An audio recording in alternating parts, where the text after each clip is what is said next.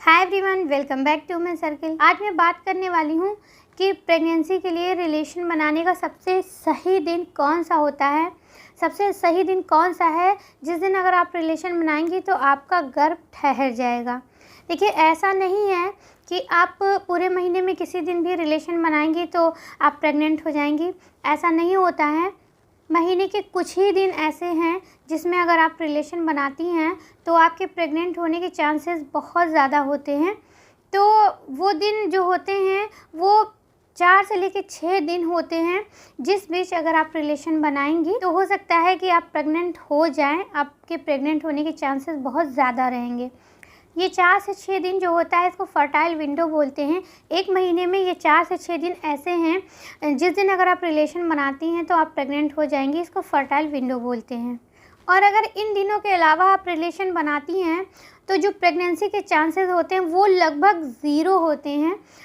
बिल्कुल भी चांस नहीं होता है कि आप प्रेग्नेंट होंगी उस बीच में। तो ये 4 से 6 दिन कौन से हैं, आपको कैसे पता चलेगा? कैसे ये जानेंगे कि वो 4 से 6 दिन कौन सा है? मतलब कि ये 4 से 6 दिन आपका ओव्यूलेशन होगा। एक महीने के अंदर एक महिला को एक अंडा बनता है, एक ही अंडा बनता है और वो रिलीज़ होता है। तो जिस दिन वो अंडा रिलीज़ होता है वो दिन कौन सा होगा, आपका ओव्यूलेशन डेट कौन सा होगा? तो वो पता करने के लिए आपको सबसे पहले अपना पीरियड साइकिल जानना होगा कि आपका पीरियड साइकिल क्या है।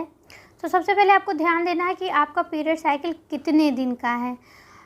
24 दिन का है या 28 दिन का है या 30 दिन का है, आपको ये चीज़ ध्यान रखनी है।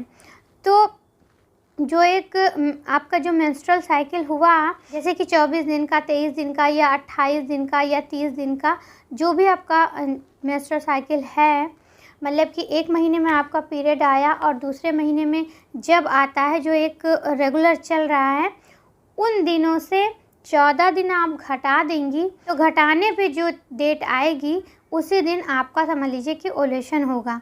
जैसे कि आप मान लीजिए कि आपका पीरियड साइकिल जो है वो 30 दिन का है, मतलब कि 30 दिन पे आपको पीरियड आता है। तो जैसे कि आपको 1 तारीख को अगर पीरियड आया है तो दोबारा से आपको पीरियड 30 तारीख को आएगा। तो उस 30 में से आपको 14 दिन को घटा देना है। तो जब उस 30 में से आप 14 दिन घटाएंगी तो आपको डेट मिलेगी 16, मतलब कि 16। तो 16 तारीख का मतलब है कि उस दिन आपका ओव्यूलेशन होगा। अब ये जो 16 तारीख है उससे आप 2-4 दिन पीछे कर लीजिए और 2-4 दिन आगे कर लीजिए। 16 के पीछे 2-4 दिन, 16 के आगे 2-4 दिन, इतने दिनों में आपका ओव्यूलेशन पीरियड होगा। ये 2-4 दिन आगे पीछे मैं इसलिए कह रही हूँ क्योंकि पीरियड जो है कभी कभार 1-2 दिन बढ़ के या 1-2 दिन घट के आ जाता है, तो उससे आपका ओव्यूलेशन डेट भी आगे पीछे 1-2 दिन, 3 दिन, 4 दिन हो सकता है। तो इसलिए आपको पीछे 2-4 दिन और आगे 2-4 दिन, तो इस तरह से आपको समझना है कि 16 आपका आ रहा है लेकिन उसके आगे पीछे भी 2-4 दिन, इस तरह से आपको इतने दिनों में रेगुलर रिलेशन बनाना है।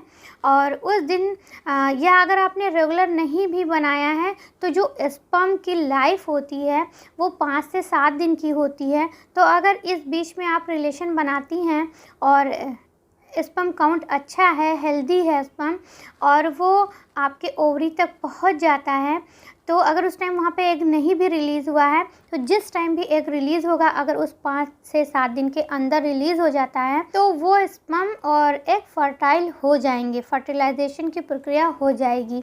क्योंकि जो एग की लाइफ होती है वो सिर्फ 24 घंटे की होती है, मतलब कि 1 दिन की होती है।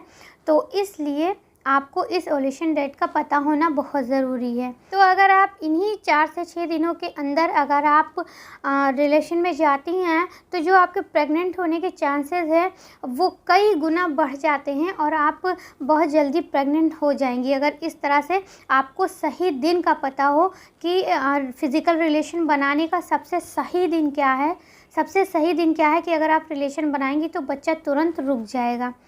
तो अब मैं उम्मीद करती हूँ कि आपको पता चल गया होगा कि ओव्यूलेशन डेट आपकी क्या हो सकती है। इसी तरह से आप पता लगा सकती हैं और उन दिनों में आप रिलेशन बना सकती हैं, जिससे कि आपका गर्भ बहुत जल्दी से ठहर जाए। उम्मीद करती हूँ ये वीडियो आपको अच्छी लगी होगी। अगर वीडियो पसंद आई हो तो इसको लाइक ज़रूर करें।